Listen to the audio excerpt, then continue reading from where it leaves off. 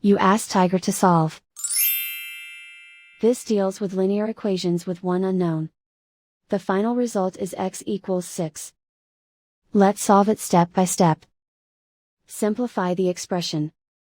Find the greatest common factor of the numerator and denominator. Factor out and cancel the greatest common factor. Isolate the x. Multiply both sides by 3. Group like terms. Multiply the coefficients.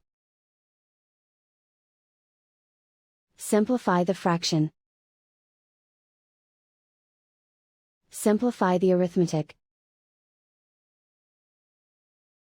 And so the final result is x equals 6.